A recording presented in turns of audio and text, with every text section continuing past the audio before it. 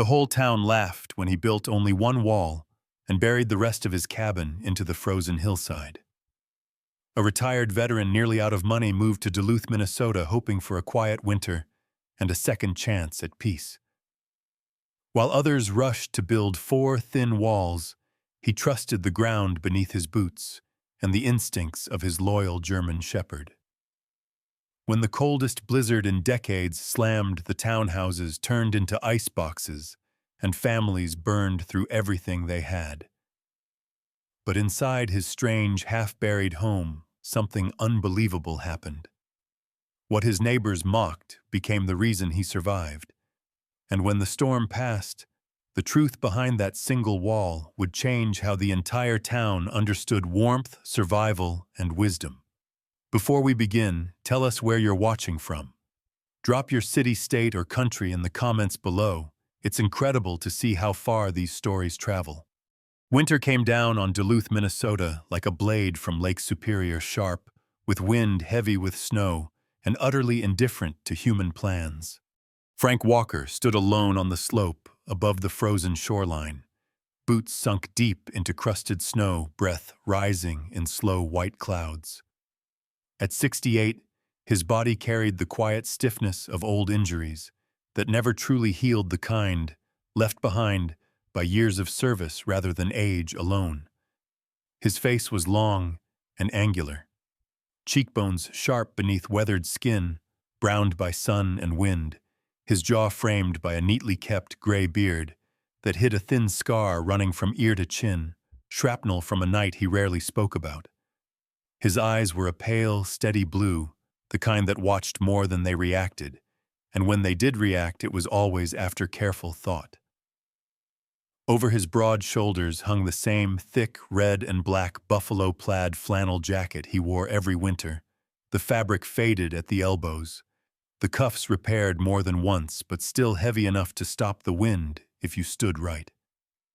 It was the jacket of a man who trusted things that lasted. Beside him stood Shadow, a German shepherd just past 7 years old, tall and powerfully built with a dense sable coat streaked with black and silver that blended almost too well with the winter landscape. Shadow's ears stood alert even when he was still amber eyes scanning the horizon, as if the cold itself were an enemy to be tracked. He was calm, disciplined, and deeply observant, traits Frank had recognized the first day they met at a shelter years earlier. Shadow did not bark without reason. He did not move without purpose. Frank trusted him in a way he trusted few people. Below the hill, the rest of the neighborhood was busy performing what Frank privately thought of as panic disguised as productivity. Men hauled lumber through the snow, cursing the wind. Hammers rang against frozen nails as thin-walled cabins rose in hurried symmetry. 4 walls pitched roof smoke already curling from chimneys that would soon be fed endlessly. These houses looked like homes, and that mattered to the people building them. A house to them was proof they belonged. Frank had built houses before. He had also watched them fail. He sank his shovel into the frozen earth again, leaning his weight forward, jaw clenched as the blade bit into soil beneath the snow. Each motion sent a dull ache through his lower back, a reminder of a vertebra fractured decades ago under a military transport vehicle that rolled where it shouldn't have. He did not rush. Rushing had cost him friends. He worked the way he always did, now slow, deliberate, conserving energy. Shadow shifted slightly, placing himself between Frank and the wind without being told. Still digging that hole, old man, a voice called from downhill. Frank did not look up immediately. He finished the motion, lifted the shovel, and set it aside before turning. The speaker was Harold Jensen, a man in his early 40s with a thick neck and a permanent red nose from cold and drink. Harold wore a new canvas coat, stiff with fresh wax, and carried himself loudly as if silence made him uncomfortable. 2 other men stood with him, neighbors Frank barely knew, bundled in scarves, their breath fogging with laughter. "You know winter's coming, right?" Harold went on, grinning. "Most folks build walls. 4 of them." One of the others snorted. Looks like he's making a grave." The word hung in the air longer than the laughter that followed. Frank met Harold's gaze calmly. He had learned long ago that anger wasted heat, both physical and mental. "I know, Winter," he said evenly. His voice was low, steady, carrying the flat confidence of someone used to being heard over worse noise than wind. "Better than most." Harold shrugged, still smiling, but there was uncertainty there too, a flicker Frank noticed and filed away. "Suit yourself? Don't say we didn't warn you." They left behind footprints and laughter that the wind erased within minutes. Frank turned back to the hillside. He had chosen this spot carefully, a gentle south-facing slope high enough for drainage sheltered from the worst northern winds. The hole he was carving was rectangular, just large enough to live without wasting space. The ceiling height measured precisely, because every extra inch meant more air to heat. He planned to build only one wall, the front wall solid and tight, with a door that sealed properly, and a single small window positioned for morning light. The rest of the structure would be earth 3 walls, and most of the roof cradled by soil that never truly froze. He had learned that lesson overseas, crouched in improvised shelters pressed against earth that stayed strangely warm while the air above screamed with cold and fire. The ground remembered heat. It held it. Above ground, everything leaked. Shadow padded forward, sniffed the exposed soil, then sat watching Frank with the patience of a sentry. Frank reached down briefly, resting a gloved hand on the dog's head, feeling the steady warmth beneath the fur. He exhaled slowly, grounding himself in the moment. At night, when the work stopped and the town lights glowed faintly in the distance, Frank lay in his temporary trailer and listened to the wind batter thin metal walls. That sound pulled memories from places he usually kept locked nights, when laughter had come before disaster, when warnings had been ignored because they sounded foolish. He remembered how often survival had depended not on strength, but on refusing to do what everyone else insisted was normal. By December, his neighbors' cabins stood upright, smoke pouring constantly from their chimneys. Frank's home, by contrast, barely rose above the hillside, its roof still unfinished, its interior invisible from the road. The jokes grew louder. People shook their heads openly now, not even bothering to lower their voices. Some said he was stubborn. Others said he was poor. A few said the war had left him strange. Frank did not correct them. The first real cold wave arrived, early temperatures dropping hard overnight. Frost crept inside poorly sealed houses. People woke to ice forming along their windows, fires burned hot and fast, and the smell of smoke hung thick in the air. Frank, working inside his partially finished earth-sheltered space, noticed how little the temperature changed around him. The soil walls were cool, but not cold. Shadow slept, stretched out on the packed dirt floor, breathing slow and even. Frank sat on an upturned crate, hands wrapped around a tin mug, and allowed himself a rare smile.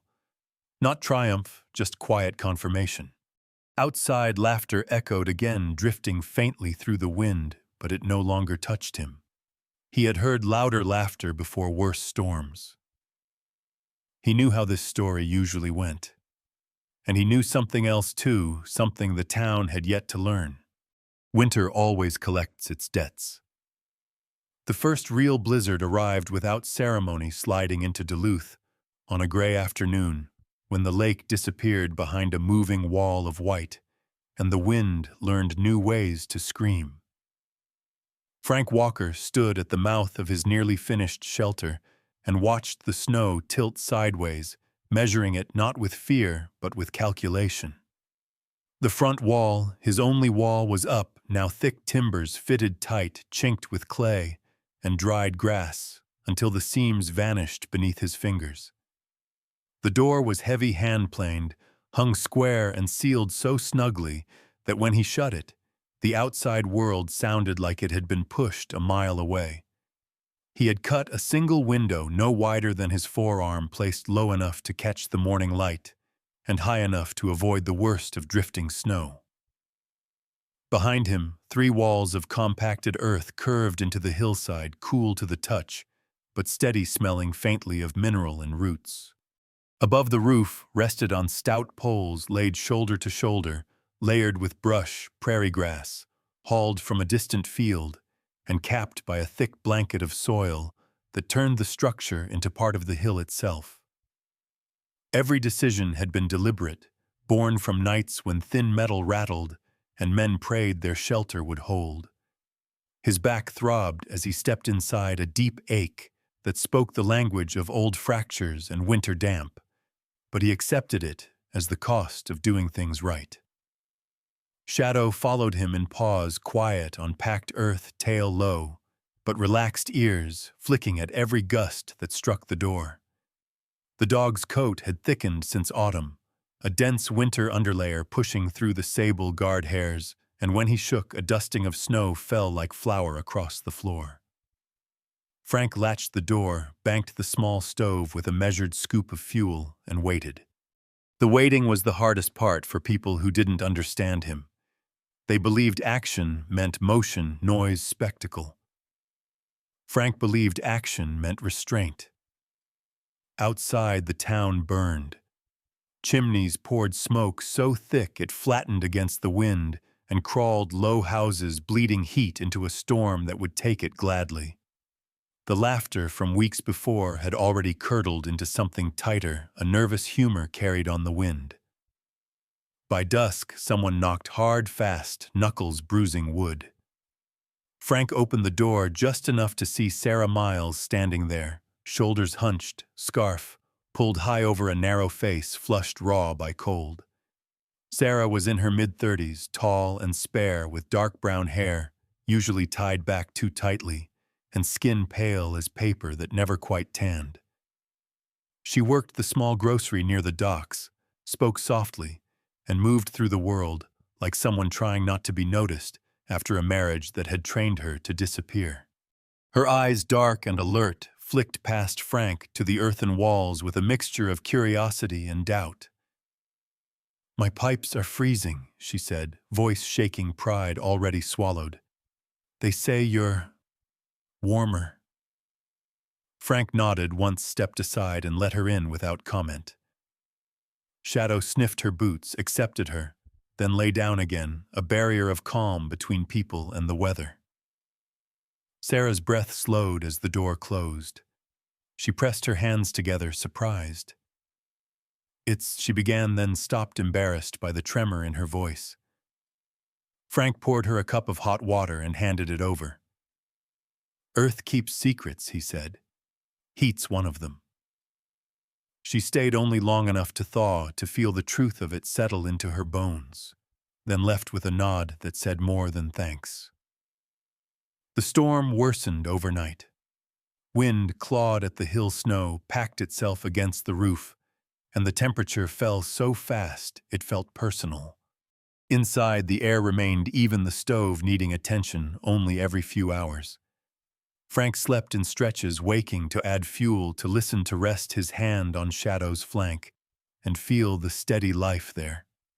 He dreamed of convoy lights, swallowed by dust of laughter, cut short of lessons learned the hard way.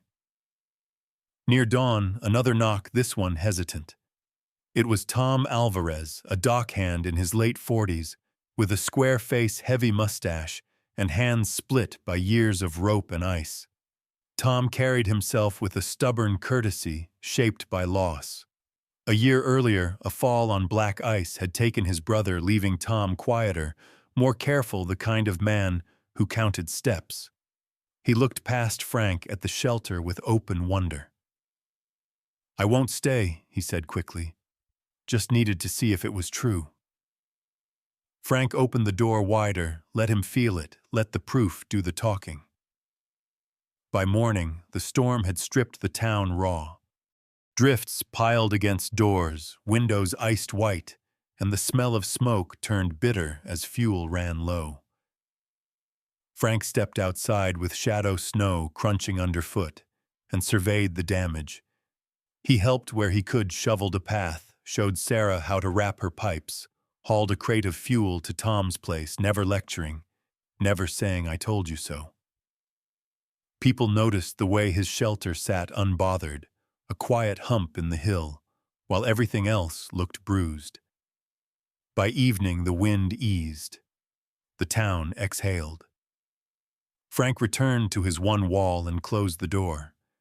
Inside, the warmth lingered patient as the earth itself. He sat on the crate, hands wrapped around a mug, and allowed himself a moment of humor at the memory of laughter that had already lost its edge. Winter had spoken. He had listened, and the hill, now heavy with snow, held fast.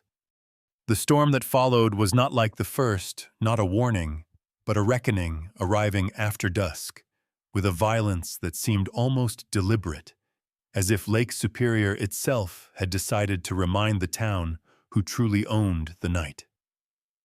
The temperature dropped so fast that wood contracted and popped like distant gunfire, and the wind rose into a constant shriek that carried echoes Frank Walker had not heard in decades.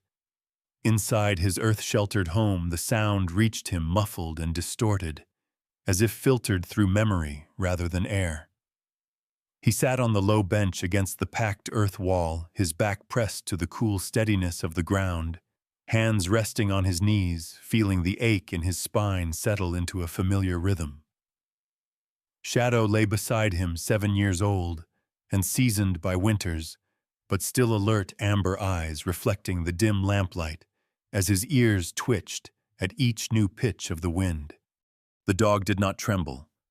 He leaned closer instead, body a quiet shield, and Frank absently ran his fingers through the thick fur at Shadow's neck, grounding himself in the living warmth there. Above them, snow piled higher, driven sideways, clawing at the hill, but the interior temperature barely shifted, holding steady in a way that felt almost unnatural compared to the chaos outside. Frank added a single scoop of fuel to the stove and watched the flame catch small and controlled, not roaring, not desperate. The restraint reminded him of nights overseas when excess light meant death, when warmth had to be earned without announcing itself. The wind found a frequency that cut straight through time, and suddenly he was no longer an old man in Minnesota, but a younger one crouched behind sandbags, breath fogging in the dark, listening for the whistle that meant incoming. He remembered the first time he had learned to trust earth over walls, how the ground absorbed shock and sound, how being unseen had saved lives when standing tall would have killed them. His jaw tightened, and for a moment he tasted metal and smoke that were not there. He closed his eyes and let the memory pass without fighting it. Fighting only fed it. Outside, the town burned through fuel with frantic urgency. Frank imagined the thin walls glowing briefly before surrendering heat to the wind, imagined families huddled close, faces flushed, and eyes bright with worry. The stove fed every half hour, the night stretched long by fear. Somewhere downhill, a window shattered the sound, sharp even through snow, followed by shouting swallowed almost immediately by the storm. Frank rose, pulled on his boots, and opened the door a careful inch.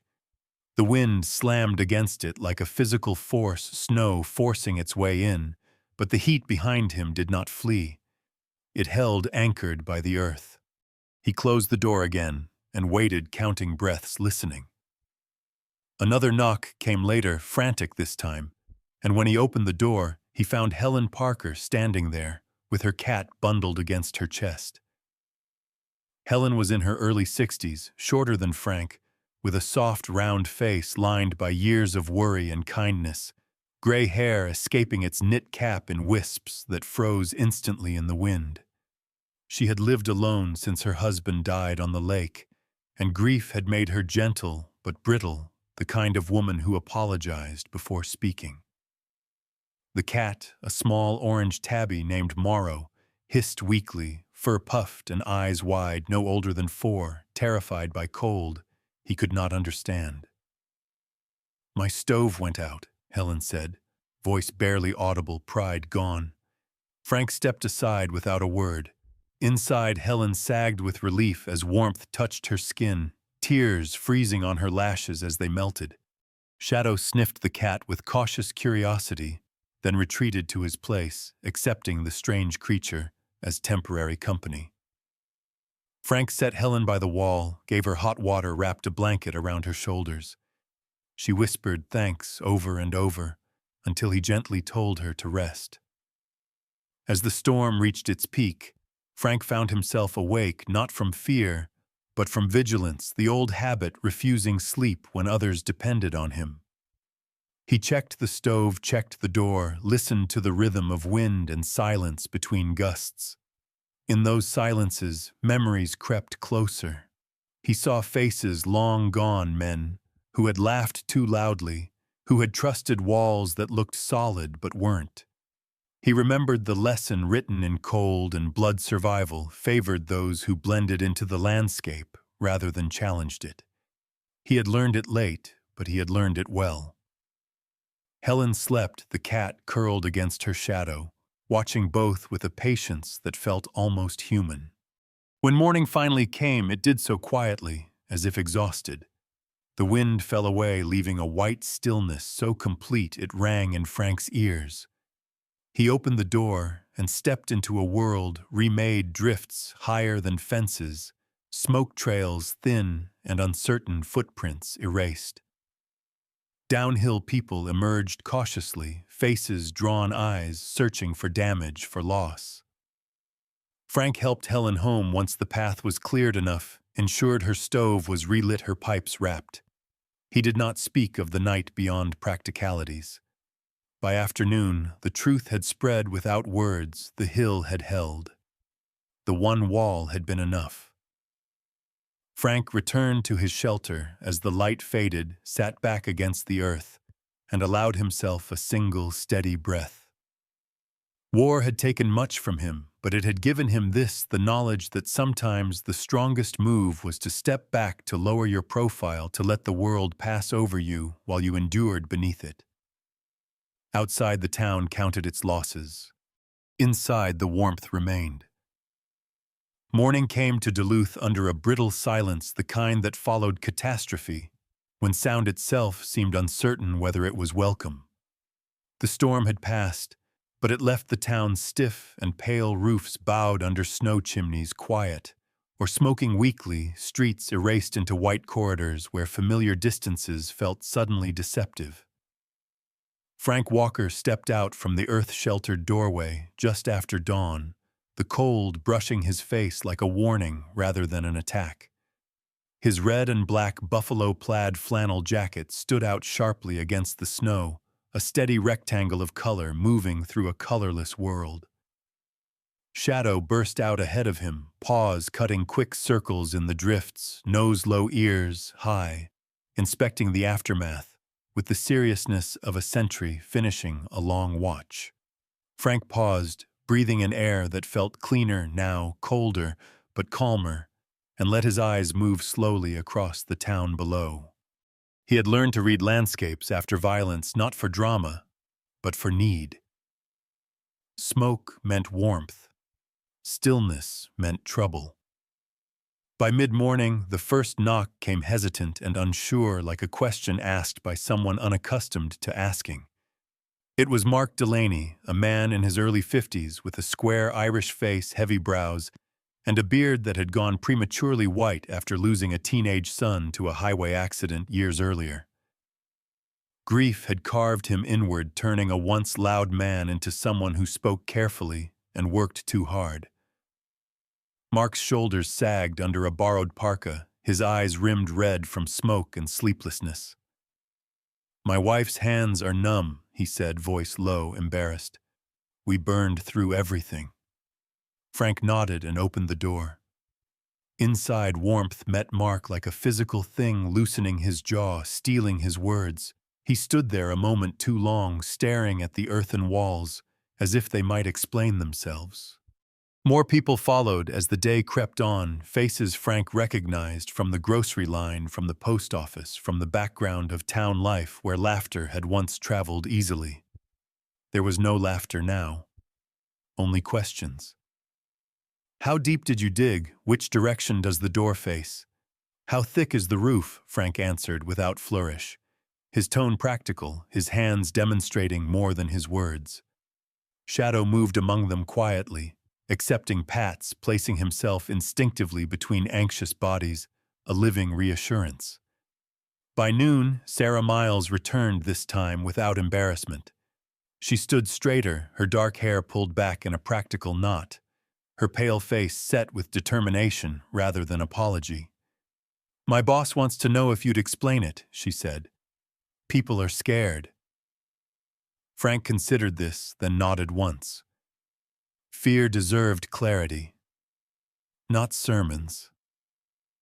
As afternoon light slanted low, Helen Parker appeared again, cheeks pink with cold, but eyes brighter than the day before.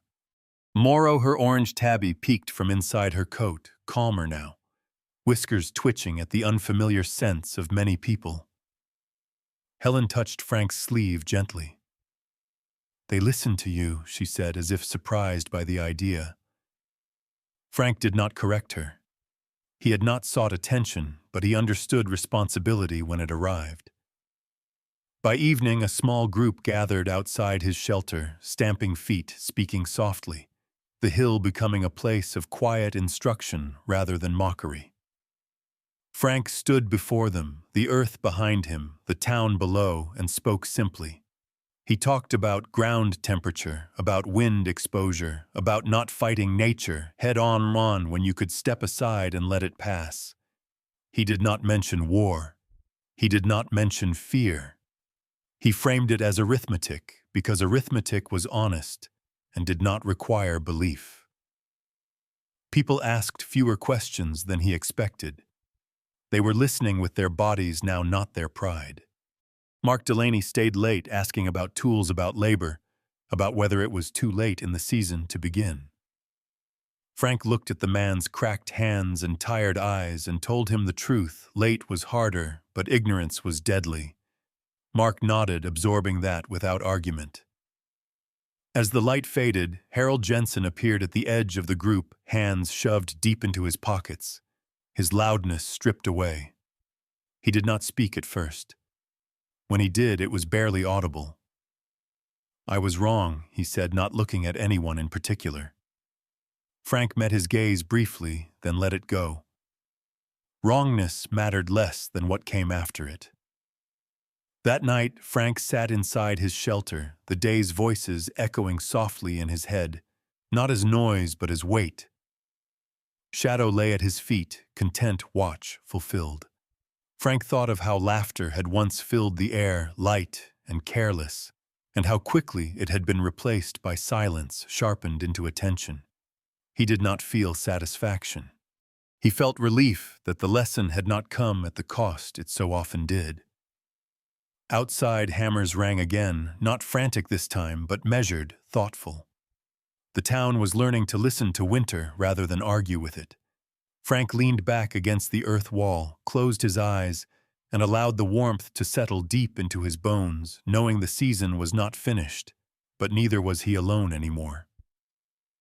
Spring arrived in Duluth without apology, slow and reluctant, the way it always did after winters that demanded payment in fear and fuel. The snow did not vanish all at once. It retreated in stages, pulling back from rooftops, loosening its grip on hillsides, leaving behind dark seams of earth that steamed gently in the morning light. Frank Walker noticed these changes the way he noticed everything else, quietly, without ceremony. Each morning he brewed his coffee on the small stove, the scent mingling with damp soil and melting frost. And each afternoon he walked shadow along the softening paths, boots sinking slightly, where ice had once been unyielding. Shadow, now shedding his thick winter coat in slow clumps, moved with relaxed confidence, no longer scanning the horizon for danger, but still attentive, still present. 7 years of loyalty etched into every step.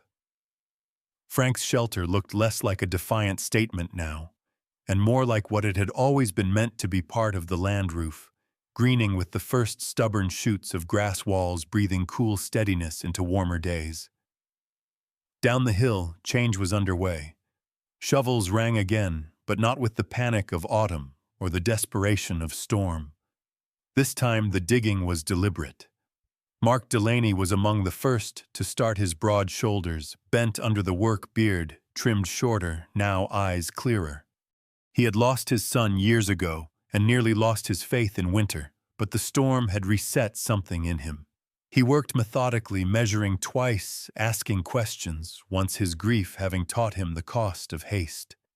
Sarah Miles joined him often after work, sleeves rolled up her tall, slender frame streaked with mud, dark hair escaping its knot as she laughed softly, real laughter now, not nervous or cruel. Her skin, pale through winter, had begun to warm with color again, and there was a steadiness to her movements that suggested a woman reclaiming space she had once been trained to surrender. She was not building for show. She was building for quiet independence. Others followed. Harold Jensen dug too less talkative than before, his canvas coat, stained and worn pride reshaped into effort. Helen Parker supervised a smaller project near her home, directing with gentle authority, gray hair tucked under a scarf, Morrow. The orange tabby supervising, from a sunny patch of exposed earth tail flicking lazily. Even Tom Alvarez took notes, careful as always, his mustache flecked with dirt, his cautious nature guiding every decision. Frank did not oversee them. He did not instruct unless asked. He understood that lessons taken freely lasted longer than those imposed.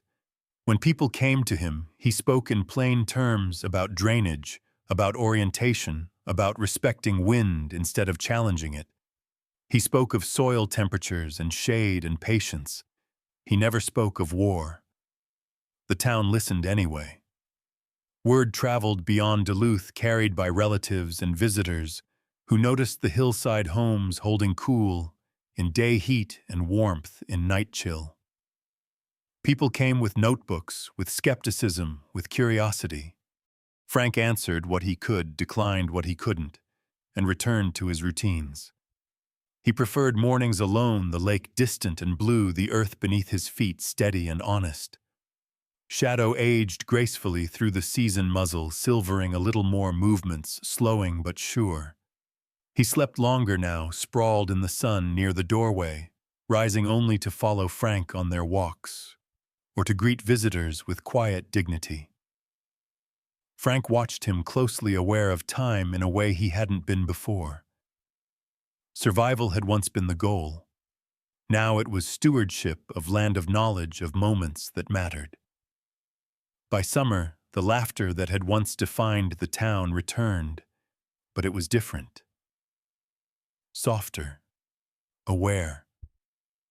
It no longer pointed outward in mockery, but inward in shared understanding.